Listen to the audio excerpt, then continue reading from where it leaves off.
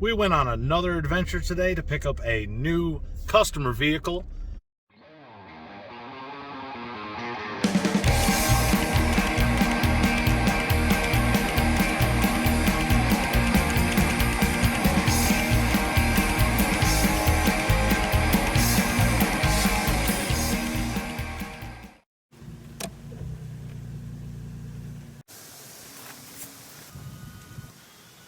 There it is. We got a 77 Ford Bronco to work on. So what we have here is a 1977 Ford Bronco. This is the last year of the first gen OG Broncos that started in 1966. We're going to go over a brief Bronco history, and then we're going to dive in and talk about what we're doing on this truck in the near future and what the plans are going to be after it leaves here.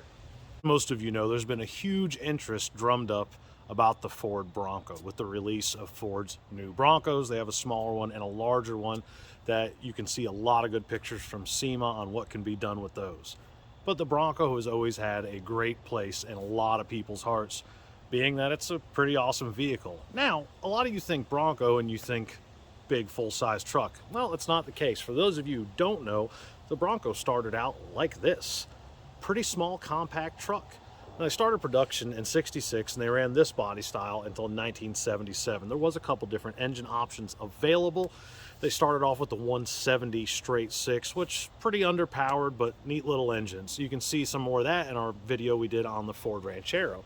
They later upgraded that 170 to the 200 cubic inch inline six. As far as the V8 engines go, they offered a 289 starting off, and then I believe in 69 or 70 they switched over to a 302, which, you know, small block Ford, same platform, not a lot changed, just different engine. And as you can see, this is not a huge vehicle, pretty short wheelbase, and they were competing with things like Jeep's CJs and as well as the International Scout when it comes to off-road capabilities and a mid-sized SUV or maybe even compact to somebody's standards.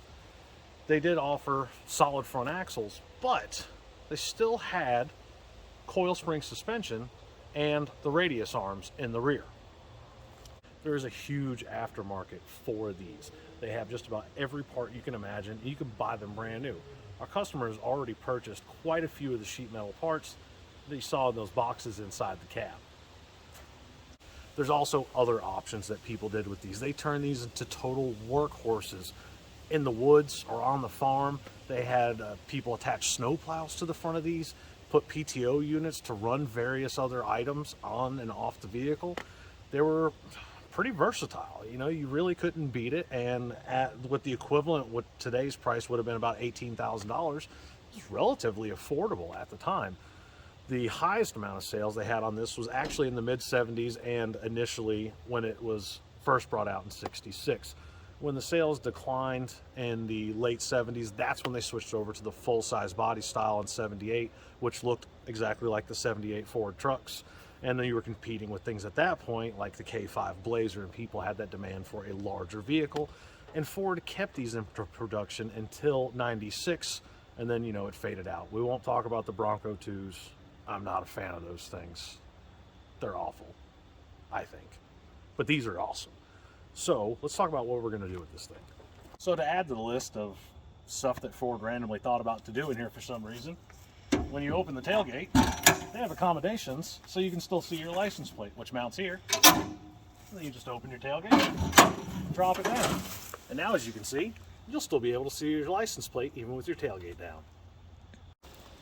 As you can see, our customer's already done his homework, and he ordered just about everything I think we're going to need for the body on this.